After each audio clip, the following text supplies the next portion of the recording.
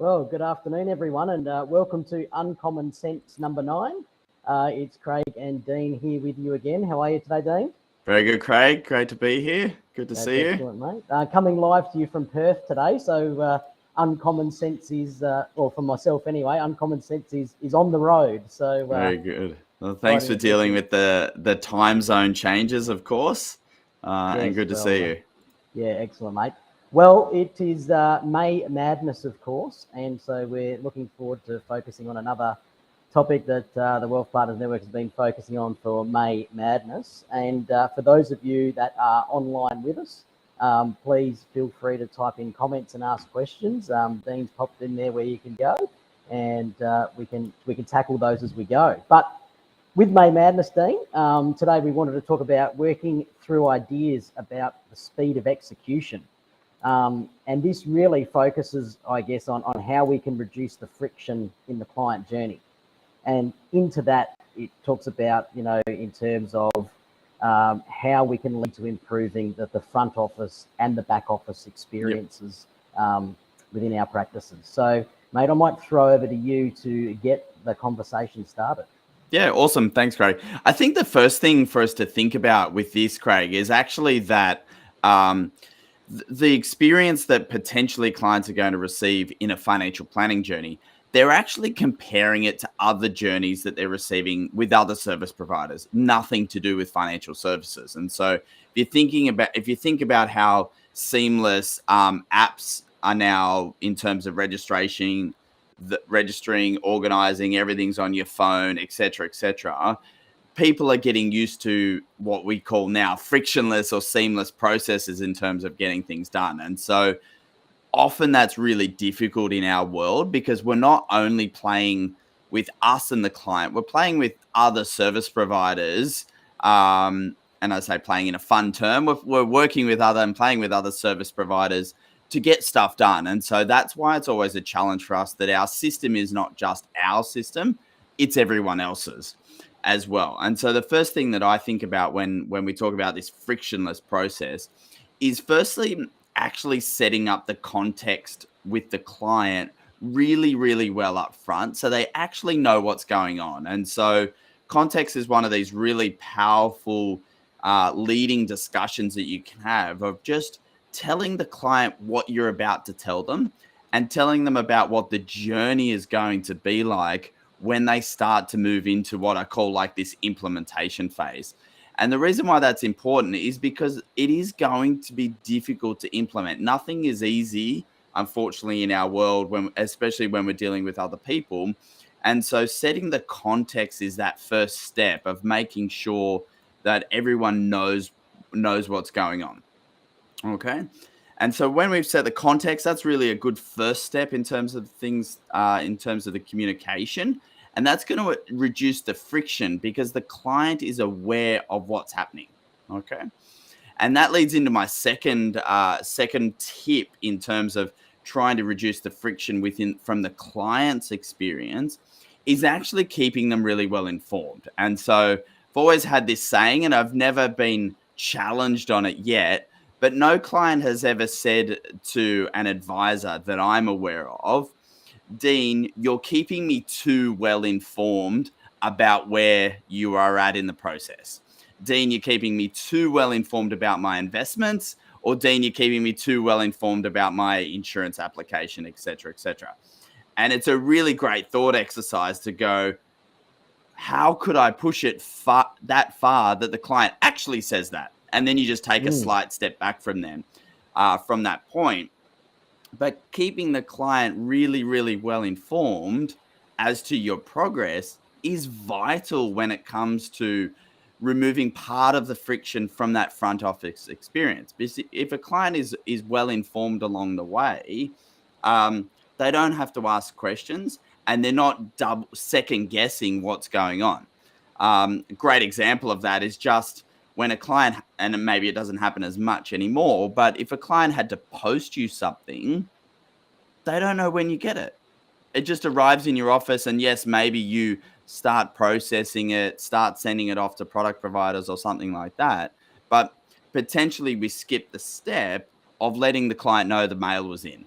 And that's just, once again, although it doesn't speed up the process in terms of getting the application forms, it makes from the client experience that working with you becomes more frictionless, because the client isn't having to wonder where things are at and then actually contact you to go, did you get my post?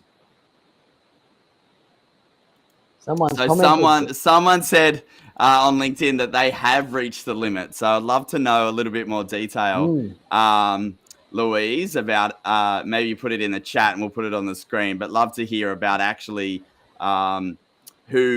what kind of scenario the client said that they're keeping you too well informed. And thanks for commenting and letting us know as well. Excellent.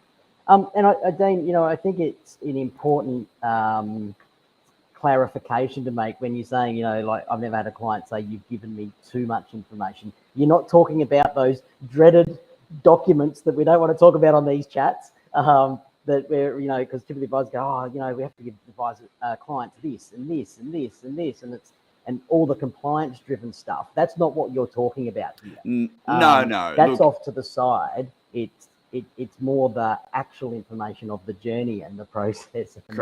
Correct. And so that's the context. Like, I would like to, if I role play it, it's like, hey, Mr. Client, I just want to let you know what the journey is going to be like.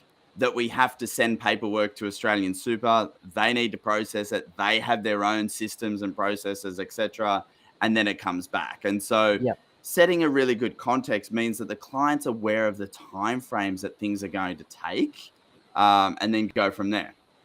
And the last one, Craig, in terms of the like, if we think about the front office side, is actually consistency amongst advisors. And this is a really important thing for a practice that is growing potentially from 2 to 3 to 4 advisors within their practice, and knowing that they've got a team of support staff behind them as a result, is that the consistency that the 4 advisors, in my hypothetical example, those 4 advisors need to do everything the same way to remove friction from the business as well. So the fact that everyone explains and follows the same process at the advisor level is really important to get through that growth phase.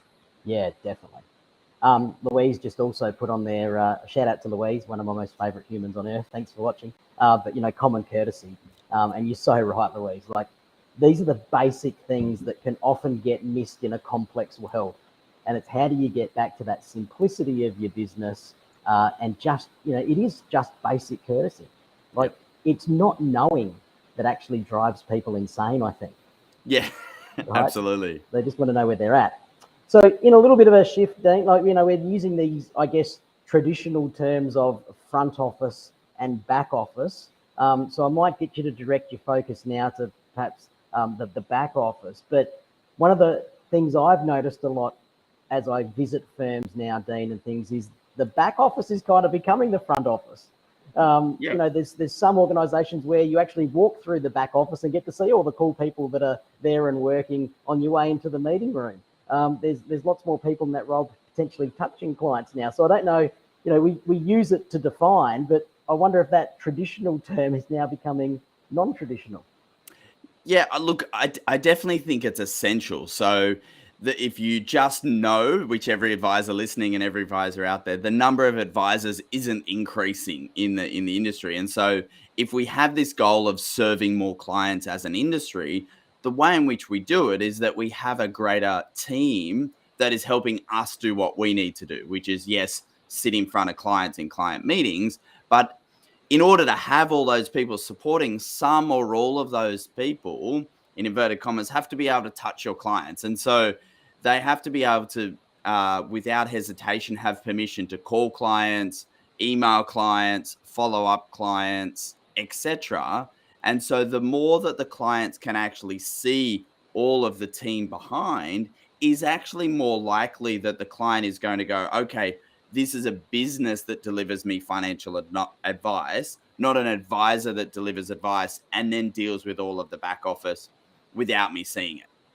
I think that's a really important distinction as we go into this next stage of of growing all of our financial planning businesses. And there's definitely the idea of everyone wants to grow or everyone needs to grow is true. And you know, firms that we speak to, often they always have a revenue number. So Craig and I were talking earlier, and we were saying that a firm they want to grow their revenue by 400,000.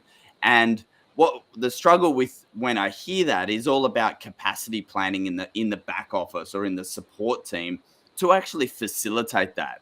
And I think about it as in a random example of if we were running a plumbing business and we had to add another plumber into our business in order to generate more revenue, which is exactly the same as what we're talking about in financial planning.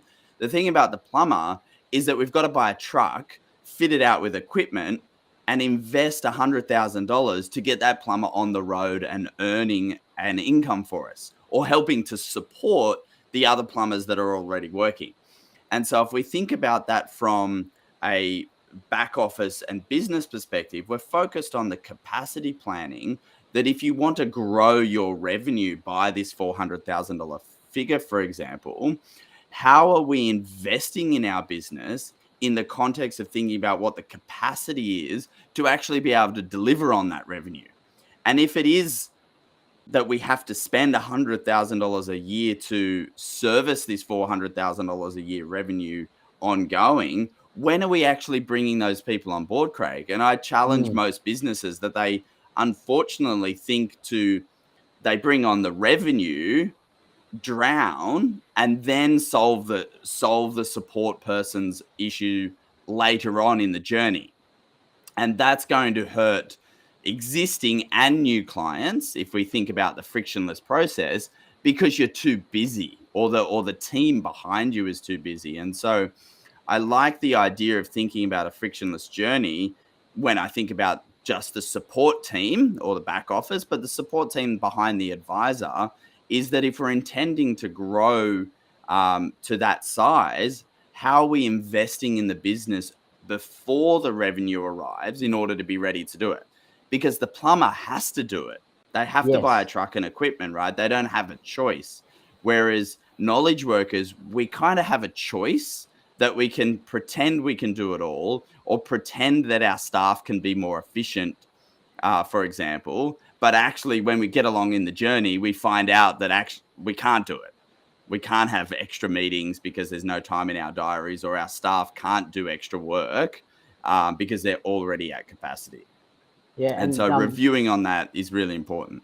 Yeah, and one of the things I love that you say, Dean, you know, I know when you and Paul set up your advice business, we just went and got 2 full-time assistants, and it hadn't actually quite worked out what it is that specifically they might do yet. You know, you put the tools in the van and you went for it. And I think, you know, that reminds, you know, it's what if you were scared of nothing? What would you do? Absolutely. So it's so many people can play that toggle game of, I know I kind of should do it, but I don't want to yet because I don't know if the revenue is going to follow, or I'm not sure. And then they get caught in this vicious circle. And so I wonder what you say to people who perhaps can overthink that scenario. Yeah, so if you think of it from like a little bit of a thought experiment, if you bring on 2 staff, that's 80 hours a week. And so most people initially would say, but what if I can't fill them? And it's like, flip it around the complete different way. And it's actually that if we can't fill them, it means we're doing too many jobs. And so imagine if you could work 20 hours less by giving 80 hours a week to other people to do. So the thought experiment is actually taking time off us in order to put it onto our team members' time, which means we can go and do other things, of course, with our time, be it work or personal. But our challenge for everyone is that we believe and experience that we still haven't met the capacity of our team intellectually. They work full time, but we're always surprised at what our team can do over time. And so the challenge for everyone listening, in terms of if they're thinking about bringing staff on, is yes, we always say 2, because it's from a training perspective, it works well. From a resourcing perspective, it works well. And you can definitely fill their days. That's not a question. Just take them to all your meetings. That fills one person straight away, and they can write file notes for 40 hours a week. So the challenge is not filling them up, but actually taking the bold decision to hire them first, and then build everything behind them as they're on board. And Craig, that goes to building processes. I often hear, "Oh, let me get my processes in order and then I can hire them." And the reality is, just hire them and ask them to write your processes for you by showing them, because the way in which you were going to write the processes in the first place was you were going to be typing the process. Whereas if you could just show someone the process, they will be able to write it down and remember it in their special way. Yeah. And then, and the way you go. I just think that was worth covering. I know we've talked about that a couple of times, but I just love the braveness of that move. Yeah, and that's how you have to, if you want to grow your practice, and if you think of my mate the plumber, if you want to grow, you've got to bring on resources, and there's no, it's very difficult to bring on an advisor to grow. It's a better thought experiment to go, well, what if we bring on 2 more staff members to support our existing advisors in new and unique ways, so that they can have a couple more meetings. Yeah. So in our firms, we're saying that if we're saying that an advisor can look after 100 clients, we now are trying to say, well, if an advisor looked after 130 clients, obviously that would be more profitable to the advisor and the business owner. But how do we support that advisor to look after those extra relationships? Whereas maybe 5 years ago, if you had 30 extra clients, you would say, "Oh, I'm going to hire another advisor and fill them up." But that's a 3-year process, or to make that pod profitable. Whereas you could just increase profitability by going from 100 to 130. And what are businesses worth, Craig? What do they trade on? Multiples of recurring revenue or EBIT. So EBIT, yes. EBIT, exactly right. And I was talking to Craig earlier today about the Coda Capital purchase or investment from the US firm, and they're investing in a multiple of EBIT. Now it's a much larger business, but the 2 interesting things that piqued my interest, Craig, was they did buy on a multiple of EBIT, so businesses must make profit in excess of paying salaries. And the multiple was really high, much higher than what we have seen to date in traditional financial planning businesses. So my focus now is to grow the EBIT and then get it valued at the same rate as everyone as that transaction. And I think you're right, Dean. Because historically, this industry has been so much about. Well, it started off about how much FUA do you have, which was always that's like a barbecue thing. The chuck around the table. If you're in a boardroom meeting with a fund manager, the person with the largest FUA would sit back and go, "Well, look at me. I'm clearly the important person here. I've got so much FUA." Then it kind of shifted to, well, how much revenue are you writing? And what's your revenue number? And can you grow your revenue? And people going, do I buy that business to grow my revenue? Do I see more people to grow revenue? And it kind of needs to keep pushing, and we're getting there. But now it's got to be about profit. There is no point in adding revenue to your business if it's squeezing profit margin. You need to be thinking about, what is the profit this business is generating? How do I create more? And it's like, so do I increase perceived value so I can charge more, and people are willing to pay for that, or do I keep working out how do I reduce my cost to serve, and get the balance right so that I can drive profit, because people are going to want profitable businesses. That's what they're looking for.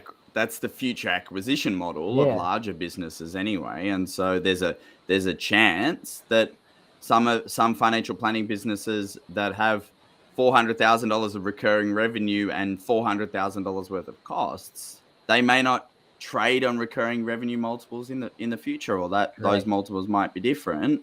But multiples of EBIT has been around for now 100 years with multiples of profit anyway, has Yeah. been around for a long time in terms of known purchases and sales of businesses. And if you don't end up selling it, it's great to be making profit because that allows you to invest in the business, first and foremost. And secondly, reward the shareholders for building that business over time as well. Yeah, it's an interesting one, mate. And perhaps a future session of Uncommon Sense could be about, what should my profit margin be? When's it too low, and when is it actually getting too high that I should be thinking about reinvestment and that type of thing? So maybe we could talk about that at another time. Love to do that, Craig. That'd be great. So, mate, there we go. Working through ideas about the speed of execution. Thank you to a few of you for following us along live. It's always exciting for us when we get people watching live and contributing. So we appreciate that. Thank you, Louise, and anyone else that's watching. Of course, if you want to talk to us about anything around, the speed of execution or any other things to do with your business, reach out to Dean or myself through LinkedIn. We're very happy to have a chat. But thanks for covering off on that stuff today, Dean. I think it's another important message. That's great. Thanks, Craig. Have a good afternoon, everyone. Cheers. Bye-bye.